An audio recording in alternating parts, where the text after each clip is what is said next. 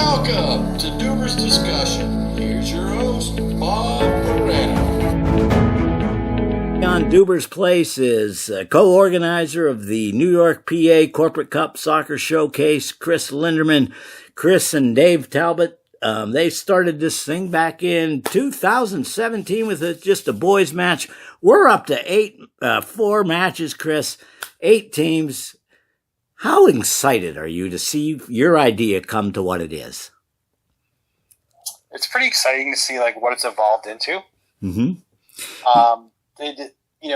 There's so much work that goes into it. It's kind of leading up to it. I'm kind of looking for a little relief here on Monday, right? After it's done, and then if we decide to go next year, then the preparation for that begins. But yeah, there's a lot of preparation that we do behind the scenes that people don't see.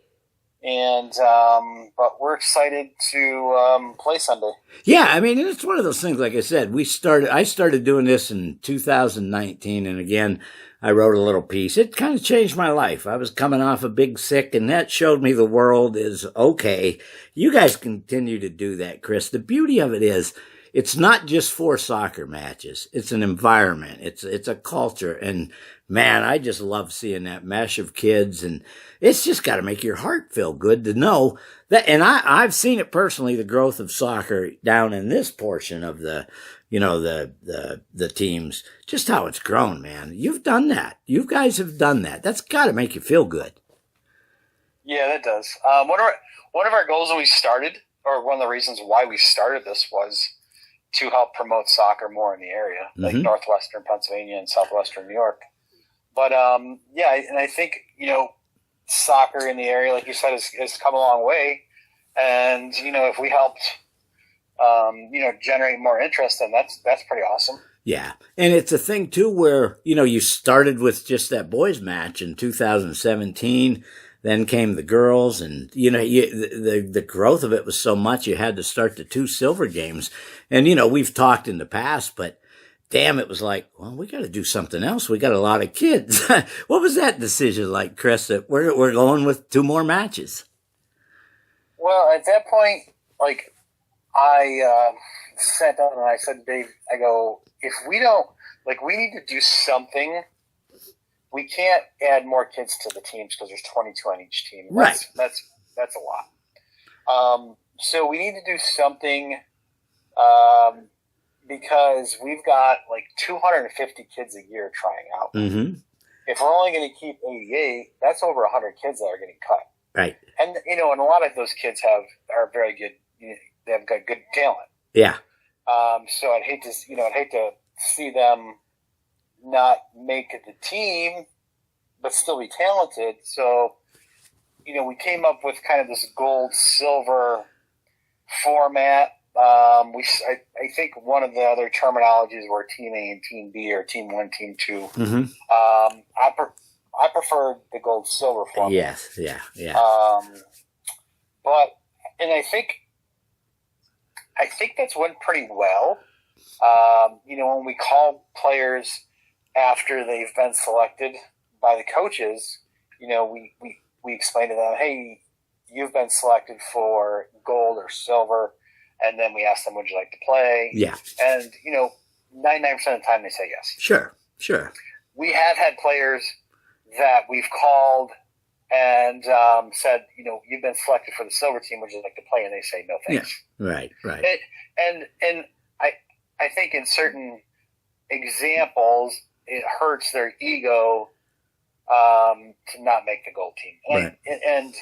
And take that into perspective a little bit. Mm-hmm. I think they've put a lot of importance into making that gold team. Right. But let's not diminish the players or the importance of also making the silver team. Yeah. I mean, because only 176 kids in total are actually making a team, and there's 250 kids trying out. Yeah. And again, it's an opportunity for them. We've talked, I do want to touch on this before I forget. The beauty of your thing, and I wrote a story about, is you don't charge people. and I summed up what you had said. But, you're so unique as an all-star game. A, it's not just seniors. And B, it's free to come to. That's got to be kind of a tough decision, but you're able to say that by this is what memories are about. Can you tell me about that decision again, Kris? Well, as far as free admission, mm-hmm. if you look at the venues we play in, it's kind of impossible to actually do like a gate, kind of corral everyone into one location where they enter and they exit. So we determined from the start, we weren't going to charge admission because we just want people to come and support the players. Right. We will worry about the financing and the revenue generation in other ways. Mm-hmm. But as far as like admission, we've never charged admission, and we don't want people to have to worry about, hey, how much is it going to cost me to get into that event? Yeah, right. And to us, the importance and the significance of people coming to watch those players is much more important than charging $2, $5, or $10 to get in. Right. And the question, and then because you discuss it, and it is important. How do you finance it, Kris? This event is financed through donations. We do a game day program. Businesses, pay certain amounts to do ads in the game day program. We do raffle ticket fundraiser, mm-hmm. Things like that. And we usually break even after the event. Yeah. So, but this year has been particularly difficult. Right. There's less businesses that, I'm gonna be honest with you. There's less businesses that, were willing to do ads. Some businesses did smaller ads this year. Sure. For less money. Yeah.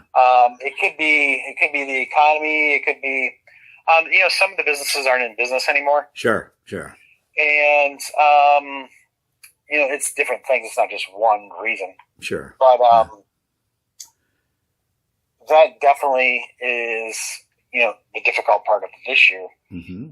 This year's event. And that's it. That's a little stressful. Oh, sure it is. For us, at the end of the day, it's going to come out of our pocket. Yeah, and the beauty of that is these kids don't just get, here's a T-shirt, let's go. These kits you give these kids are wonderful. The atmosphere is wonderful. It's not cheap, but we got to keep that going. But the one thing, if anybody has never been to your event, that pomp and circumstances of teams coming out with the kids, all that stuff, the halftime stuff, all the things going on. It's like, to me, and all the food trucks and things there, Kris, and it's at UPB this year again. Those are the things, to me, it's like a huge, huge festival of just enjoying and celebrating the sport. And you can see it in the eyes of people. And man, it's just, I encourage people to go just to get that buzz of feeling good.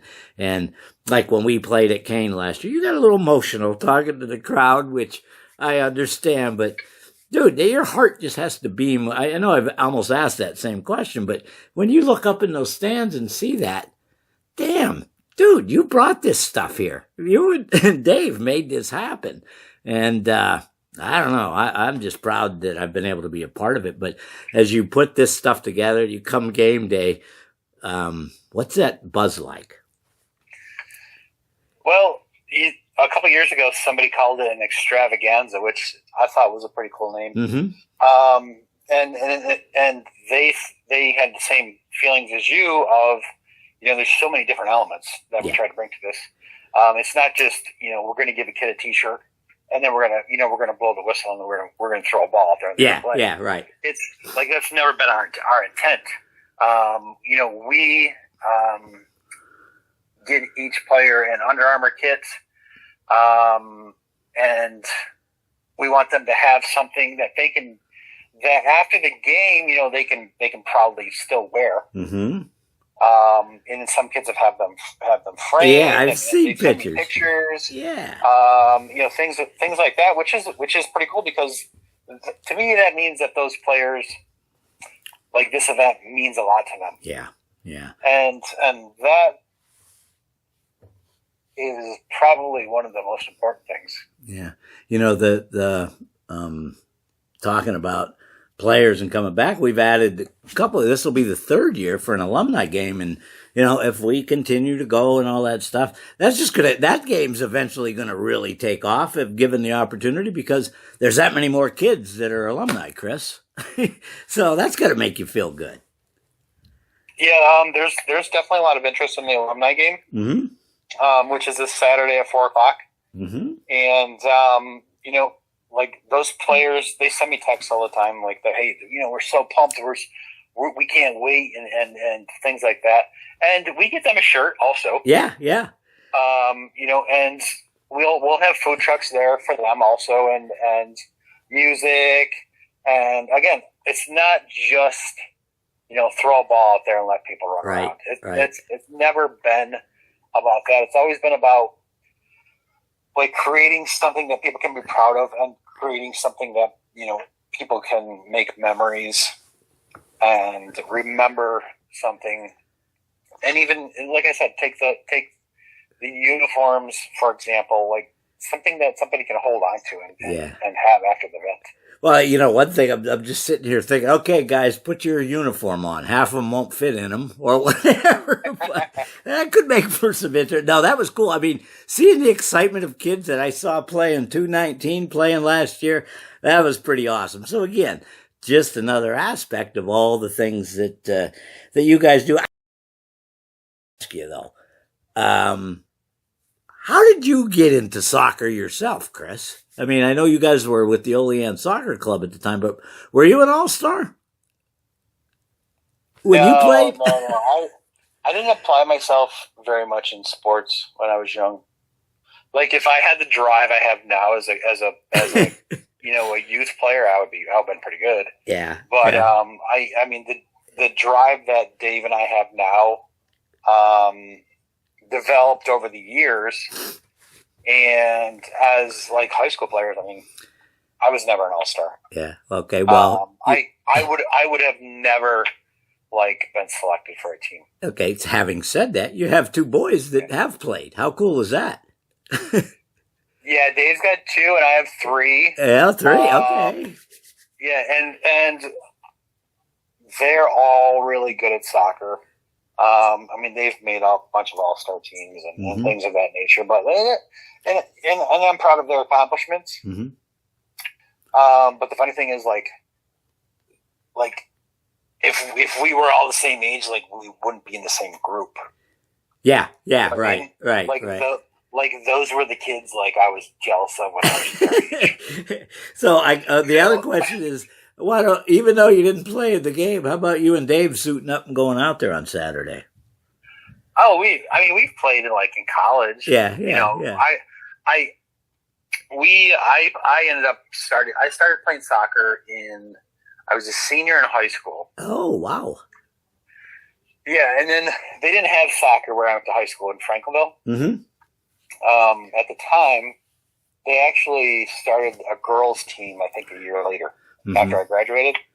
But at the time, me and a couple other people started, like, an indoor group, and then we used to, like, travel to Houghton and get beat up by the Houghton girls and stuff like that. But that's how my introduction to soccer came. And then I ended up going to JCC, and I ended up walking onto that team.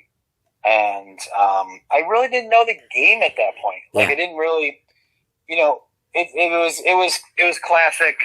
Oh, it's soccer, just kick the ball. Yeah. I didn't really understand the the strategy and all that stuff. But when my oldest son was born and he turned 4, we were looking for avenues for him to do sports. Mm-hmm. And Olean Soccer Club flyer came along, and we were like, hey, let's try this. So he started soccer, and it just clicked. Yeah, Like he loved it. He excelled at it, and like it was something like he just like ate it up. Yeah, it's just got to be such a buzz for a dad to like, let this kid go, you know. But it's funny, too, because Allie Notoriani, she's going to JCC to play soccer next year. That's pretty cool stuff. And Allie's a girl, again, made 2 silver teams. And I'll have the list as we're going along here on the video, the kids being in their 4th year, which we're going to see that continue to grow. But there's a young lady, 2 years with the silver team, made the gold last year. That was kind of an upset when PA won that one, and she's back again. So, and I've seen, and not to, point out Allie, but since I've seen her for 4 years, there's somebody that just continued to improve and love the game, and it's taken her to places, and that's a cool aspect, Kris. Yeah, and another kid comes to mind, Justin Dunn from Port Allegheny. Mm-hmm. Mm-hmm. He was on the silver team a couple of years, and his goal, he said, my goal my senior year is to make that gold team. Mm. And he did it.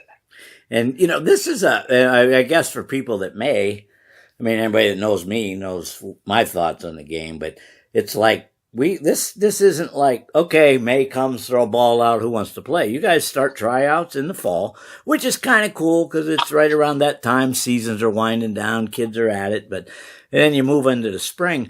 The tryouts, they're so important, but it can be a tough thing. You're going up against some of the best of the best now, and you got to prove yourself, right? Well, tryouts are interesting because, there's some kids where they're the best on their team at their particular high school. Right. And then they come to tryouts, and, they might be the 5th, 6th, 7th best midfielder or defender or even goalie. It depends on how many kids, register for tryouts and come to tryouts. But right. I think the competitiveness at tryouts is actually good for them. Sure. It shows them what other talent is out there and that they have to kind of raise their game. But, yeah, I think a lot of kids see, like, they might be, number 1, number 2, number 3 player on their team at their school, but then when they get to our tryouts, they might not even be a top 10. Yeah. So they got to try harder. They got to do some work on their own at home. Some things that they're not used to doing because, they were kind of the big fish. Yeah. Well, and we talked about in interviews I did for the paper where that also has shown them things. And the cool thing, I'd be remiss not to mention the coaches that put in their time because, those coaches even learn from other coaches. And to see that group of coaches who oppose each other, now they're in this thing together. And I, like I said, they learn, everybody learns along the way. And I think that's been a big contributing factor, Kris, to the popularity and how good the sport has become here. So just a shout out for the coaches, my friend. Yeah, the coaches, I don't think the coaches get enough credit. Like, they're dedicating their time. And let's be honest about that. Like, without them, this event doesn't happen. Sure.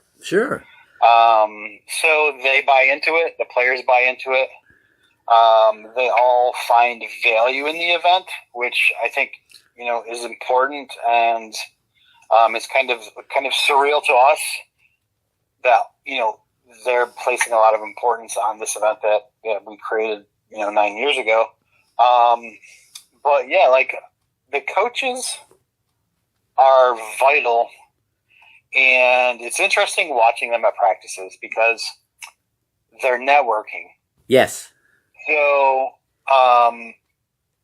maybe their schools didn't play each other before. Right. But now they're talking to each other at our practices, and now they're like, hey, let's play each other this upcoming season. Yeah. And that happens all the time now. Yeah. Like, I hear them talk at practices, and they're scheduling games versus each other. They're kind of talking strategy with each other. They're running through drills, and people are picking up drills there that maybe they don't do at their school or, in their training. So, there's so many benefits that are unseen that is pretty cool. Yeah. The other thing, too, is the competition can get pretty fierce. We saw one hell of a boys gold match last year that for the first time went to a shootout, and on the screen, folks, you'll see the different scores and all that. It means something between these states. I think the one in 2021, Kris, when they were up at Olean the year after COVID, that game with the boys was so damn intense. I think it was a kind of in-game penalty kicks, kind of damn, that was intense. And I talked to, it was like Vinny Nunes and a couple kids, and it's like, yeah, that was pretty serious out there. That's cool, man, because these kids are going after it. It's like that scene up in Kane last year was just unbelievable, and I think Timmy put in the winning kick, and just to see that throw, then you look over in the other, and the guy's just, oh, damn, heads down and stuff. But, yeah, the competition is awesome. I was thinking about, I don't remember his name, but he's assistant coach from St. Mary's. Mm-hmm. And I was talking to Mike Schaefer, who's the head coach of St. Mary's. Mm-hmm. And he was telling me that his assistant coach was so happy to see like this event come to Kane and this event to actually exist, because there were so many years where he had wished something like this would happen, but it never did. Yeah. Well, so I think that's pretty surreal for us, though. Yeah. I mean, for me, you got to remember, I'm a little bit older than you, at age of 62. So when I was a kid, Pele came to the Cosmos, and that was it. Soccer was going to take over. Didn't happen. 90s, U.S. going to the World Cup. All right, it's here. Didn't happen. Dude, this game got me hooked. But it's also, I've watched more soccer in the last 6 years than I did in my entire life. I can damn near watch, of course, streaming and all that, but I understand the game now. And when I see those kids doing that, people my age are like, damn, almost like you. If we'd have had that when we were kids, So the game has changed, hasn't it? Yeah, I mean, unfortunately in this area, like football was king or still is king. Yeah. And kind of soccer was kind of shunned upon, which is unfortunate, because I really don't care what sport you play. Like, they should all be treated equally. Yeah, I'm with you. But I just feel like one of the reasons why, another reason why we started this was because we just felt like soccer was disregarded, and the kids that excel at it really love it. Mm-hmm. Really, once they step on that field, some of them are totally different kids. Yeah. Like they're out there. That competitiveness is so much, and like their drive. I mean, I just love to see like kids on the field playing as hard as they can, having success. Mm-hmm. And that leads to more success in their life too. Yeah, like my kids have lost so many more games than they've won, but they're not going to be poor sports about losing. Right. They understand that you're not going to win every game. Sure. And it's the same thing. Like, in life, like you're not going to win everything you do. No, I can vouch for that. So, One thing you guys do over and above everybody, with that, not above just the presentation of it, dude, your social media stuff is second to none, and folks will see the links to that. But damn, you do a good job. And I think, Kris, the one thing you guys honed in on, the importance of that social media, and it has made a huge difference, man. Yeah, I do the social media, and I've gotten better as I've done it more, but I've kind of developed, I guess that's the word, a way of kind of, presenting a story. That's kind of my goal, to present the story. If you look back through all our posts, it kind of presents the story of who's playing, right. Who's playing, what's going to be at the event, like what's going to happen. Yeah. So if you scroll through it, it'll give something about each player, and I think that's important to highlight each player individually, and I think it's important to highlight the teams together. Mm-hmm. And I think it's important to highlight everything about the event, and not just, hey, there's a soccer game, come watch. Yeah. I mean, just from the music, buddy, right down to, like I said, the different things you've done at halftime. Anything special coming up this year? Or is it secret? We do have more tunnels, so that's going to be a little bit longer. I think hopefully the weather looks questionable right now as far as like rain and thunderstorms. I always hope for the best, and the weather is always the wild card. Yeah, right. So hopefully, I mean, we've done this for 9 years, and we've had 1 year where we had a thunderstorm delay. Yeah, up in Bradford there. Bradford High. Yeah. Yeah, there's a big that tree come flying down, the big limb. Good. Yeah, and we ended up getting delayed like an hour and a half. Yeah, we still got, excuse me. We still got the whole event in. But I mean, we'll deal with whatever comes. Yeah. As far as like the weather, and we'll make the adjustments. But the important thing is, I always say this on like I did a couple of radio interviews this week and things like that. But the most important thing I can stress is for people to come and support these players. Yeah. Like there's nothing more impactful than to be a player, looking up in the stands and seeing all these people there to watch. Oh, it's wonderful, man. Like a lot of these kids play at high schools where, maybe there's 20, 30, exactly. 40 people watching, and then they get to this event and there's hundreds, and maybe there's over 1,000.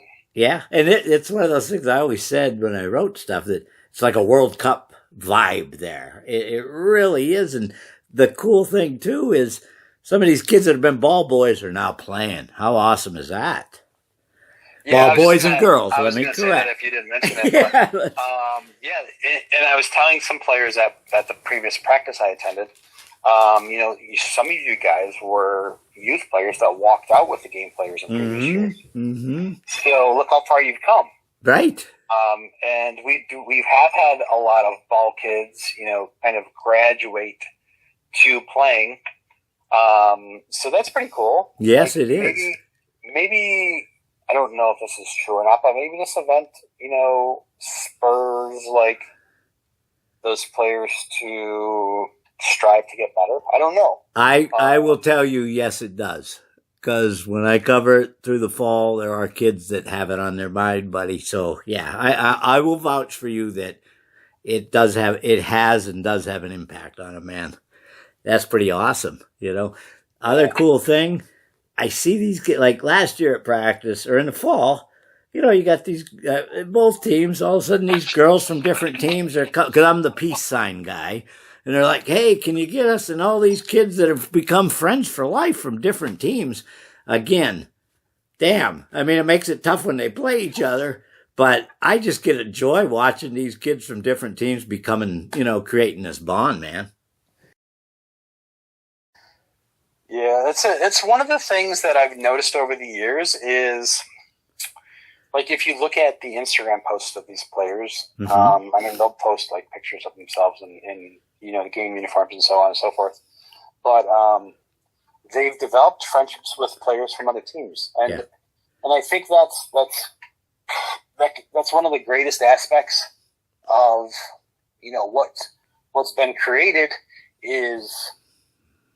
Not only have they played in an event like this, they've developed friendships that could last a lifetime. Yeah. I mean, so that's pretty meaningful. And it's just so weird because I'm like a different generation from these kids. It's like that stuff just didn't happen when I was a kid, and even like and again, social media and all these things have played a part of that, but. Soccer's for real, people. So accept it. Let's go. Let's watch it continue to grow. And one other thing, Kris, you guys live stream these games. In fact, on the Facebook page, there's links to other games still up. That's awesome because there are people that can't go, and it gives you that feeling of you're still part of it, even if you can't be there. The streaming part. Was that just something you said? Let's make it available. Because that's not an easy thing to pull off either. Well, I think we've done that since the beginning. Mm-hmm. And I had a friend who, I don't know how it started, but he's been with us the whole time, the whole 9 years. Mm-hmm. And he's the person who streams it, and he's like his streaming's gotten, he's done a great job over the years. Yeah. But one of the things we wanted to do when we started was to have it available for people that couldn't come. Yeah. Like we know people have family across the country. Right.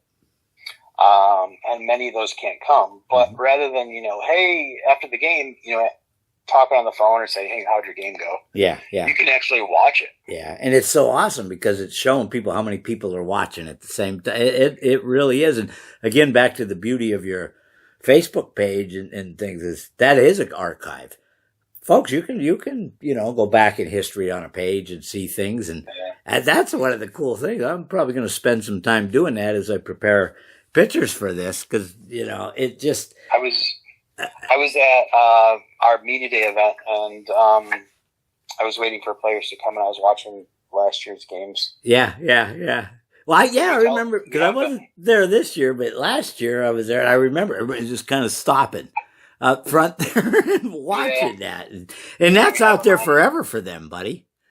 So. Yeah, like it's. I think that's the cool part. Like, hey, you can kind of watch yourself. Yeah. Through the years, if you played more than if you played multiple years, right, and see like how you've improved. Or one of the other aspects that we wanted to do was kind of get college coaches involved. Right. And one of the things why we live stream it is so that college coaches can always attend the game, but it'll give them an avenue to watch.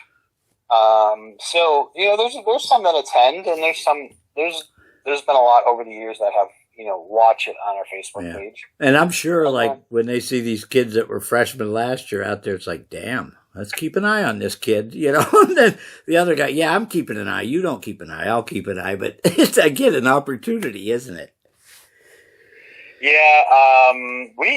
After the game, even actually, there's been a couple of college coaches that have already contacted me about player information. But yeah, I think that's pretty cool. There's a small percentage of high school players that actually play in college. I think it's 7%. Yeah, 7% of high school athletes actually play in college, and it doesn't even matter if you play in Division I, Division II, Division III, or whatever. If you play in college, I think that's significant. Yeah, and if it's helping pay some bills, that's even so much better, man. And again, opportunities coming from this. Just real quick, are you surprised by the success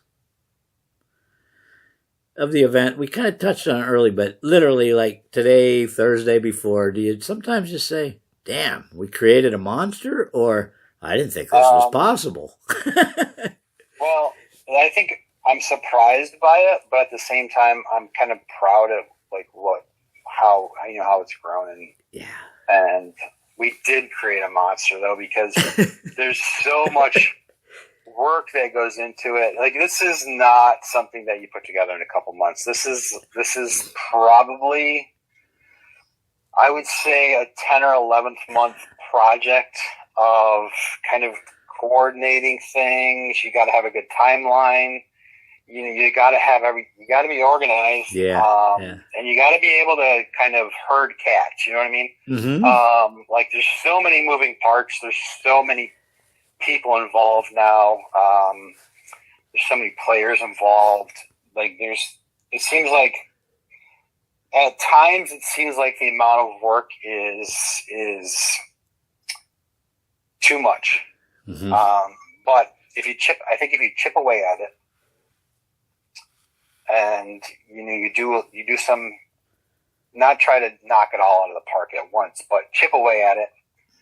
I think if you do that, this is a great example of something that if you chip away at, you can have success at it, and it can be meaningful to others and significant, and something that people care about, and something that people kind of put value on.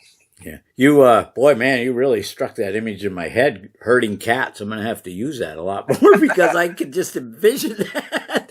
And, yeah, so, hey, buddy, unfortunately I can't be there Sunday, but my heart will be there. And, Dave, and you, this sounds corny, but I'm almost proud of you guys to be part of knowing you and what you've done. Kris, you kind of changed me a little bit, and I'll be forever grateful for that, buddy. I'm getting a little mushy here, but, dude, thank you. You know, I encourage people. I don't know who's listening or whatever, but get over there and see it and become part of this and find the joy out there in the world, folks. We can't shelter and just be, there are some miserable things happening, but for at least those hours on Sunday, all will be well with the world, my friend. Yeah, well, thank you for saying that.